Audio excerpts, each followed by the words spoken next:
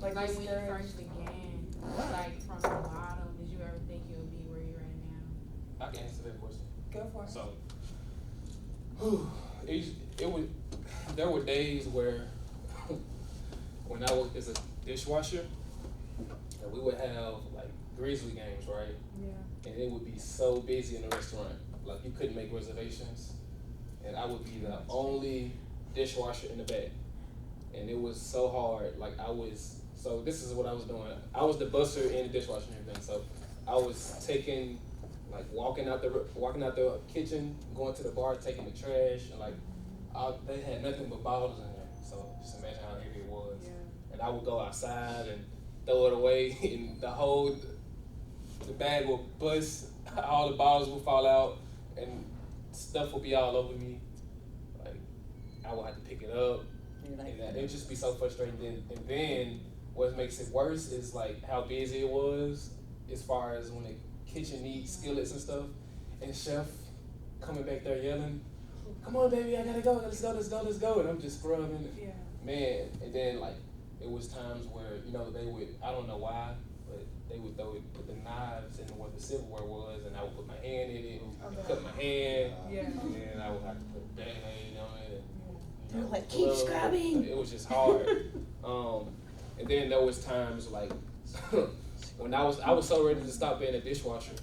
Like I thought that this man didn't smile or Yeah. speak for like him? 3 months. Yeah. Wow. He smiles all the time. He smiles all the time. When I worked as a server and a host, I was dishwasher at the same time. So I would literally wash dishes, and I would put my room service shirt on, and deliver an order, and I would come back down. Yeah. Like I don't know if felt somebody bad smelled how too. sour I was when I Yeah. just come to their rooms, but it sucked. And I always felt bad because I knew that he was busy, like Yeah. washing dishes and stuff. I'd be like, Vinny, we have an order. And Yeah. I'd be like, let's go. And then when I What kept you going? when I officially stopped doing the kitchen store, I was so heavy, but it took so long. Like, I remember when I first applied for it, and I had to get the interview, and I knew I had the job. It's just those were the longest 3 weeks of my life, just ready for them to hire a dishwasher. Like, please. But what did keep you going? Like, What kept you going and motivated going? Because a lot of people would have just said, "I'm not here bag and fight." What was that one thing I think it's that kept you just going? I'm gonna make it through this. I'm gonna make it through this. I think it's because I was in school for it. I never left the Westin because the people. I like the people. To this day, I always felt like, I saw you get promoted. I saw Caroline and Bradford get promoted. I always thought they believed in building in the inside.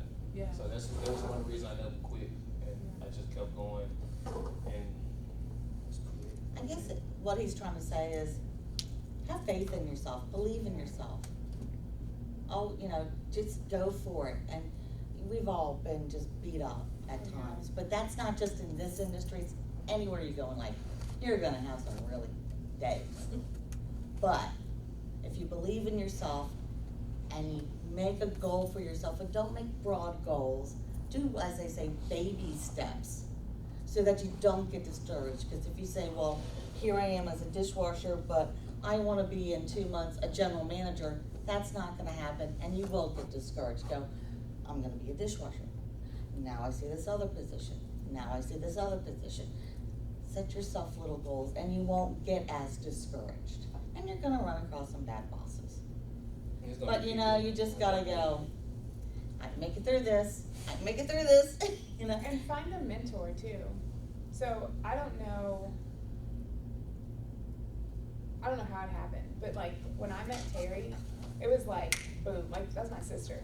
Like I swear, and if I had those days, I would be like, Teri, this is happening, and she would give me some, and like find one that's gonna give you the real advice that you need, not like it's gonna be okay, you're gonna be great, you're doing such a good job. Like don't find those people because they might believe in you, but not like these people will believe in you. Like if I was having a bad day and I was like, Teri, like I can't do this anymore, and I would just word vomit, she'd be like, okay, 1, quit this because you need to be a professional. 2, you're better than this, and this is what we're gonna do about it. So don't make it appear Yeah. your age. Make it somebody. Yeah. I'm quite a bit older than her. Make it somebody that's older, that's been through some stuff. so they can give you sage advice as opposed to unexperienced advice. Yeah. My advice sometimes is really bad. It's really good.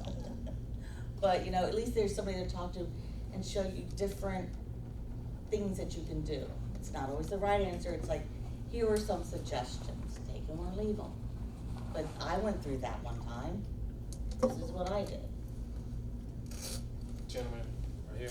Well, actually, my question was concerning advocates and also connections, which it led to your statement concerning mentors. And my question to the three of you was going to be, how was your selection of that mentor that was able to maybe spark your growth in the industry?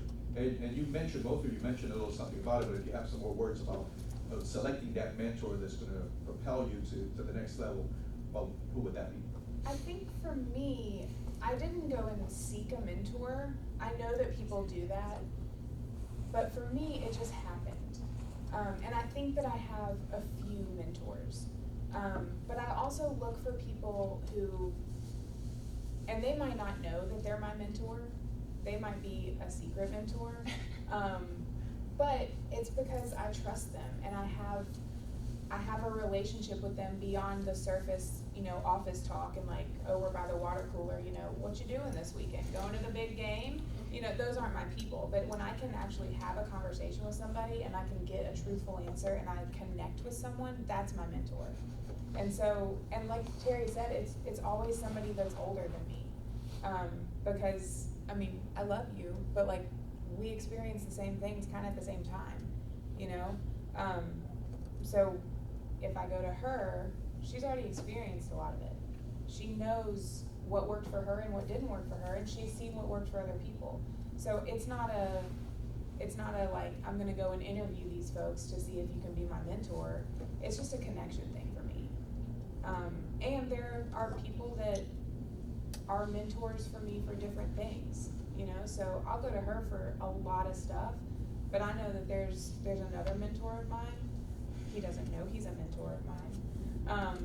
Well, he might, who knows? But if I have a question about like the bigger picture of being really important and being a big name in an industry and whatever, I know that I can go to him and be like, look, this is what's going on and I just need some advice on where to go, or this is what my thought process is on this, how do you feel? And I know that he'll give me the perfect advice, you know, and when I say perfect, I mean because he's been through so much and because he's done so much. So it's just a connection thing for me. Yeah, for me it was it's just been the time that I've been at the Westin, pretty much. Like she said earlier, it's a small industry in Memphis. At the Westin, when I first started working there, it's like everybody that worked at the Peabody came to the Westin for some reason. I'm not sure why, but people from Big Cypress Lodge, just different hotels in Memphis. We all know each other because we all worked together before. And for me as mentors, I use people I know that's been in the industry for a while, as well as teachers here. A lot of the teachers here, Larry Eder, I know them I still contact him sometimes. I do all the time. That's great. What's Frank's last name? Saeed. I never pronounce that. Yeah. Frank is a pretty cool guy to always talk to. Dan Bemmer, I still communicate with Dan a lot. So Dan actually prepared me for my interview. Dan and Chef Anna. Yeah, they told me the questions to expect. Yeah, so it's a lot. You trying to get her to come on the class? Yeah, it's just pretty much the time you stay in, and I always just communicate and network with people. That's the key. Just get your name out there. And keep your name out there. Yeah. And keep your name out there. Join industry associations, your HSMAIs, your motel, hotel, lodging associations. Again, those are your connections to get you into your jobs. As for mentors, they don't always have to be in the industry. What's that event they do here? Would all the people come to? shift dinner or something. And so- Oh, the Oh, the distinguished, excellency Yeah. Yeah. Like it's so many people at that. If you just work that Yeah. event, you can get to meet so many people. Good point. Yeah. I know that most of you are probably, I know that you know about it. The grand opening of the Culinary School is on November 14th. Really? Don't try me. I expect to see everyone there. Yes, teacher. I'm so serious. It's gonna be huge, y'all. I You just gotta upped our support your numbers. school and Yeah, your come out and opening. support, and it's And gonna be a lot of fun. And I just upped the numbers to 500 people, so please. Yeah, and a lot of the industry people are Yeah, gonna be there. a We're lot all of very people are gonna be excited to there. see the school open up. I emailed the mayor the other day. Make business cards. Yes, business the university provides a cards. business card for you. Go to the Whoever marketing you page, talk to, give them a business card. I don't care what the event is, if it's hospitality related, and you go to something and you shake a hand, that other hand better have a business card in it, because they're not gonna remember your name. But they'll have that card. And they'll remember, they'll like be going through something, and they'll be like, oh, you know what, I thought that I met this one girl. And it's not like they're gonna get your business card and throw it away.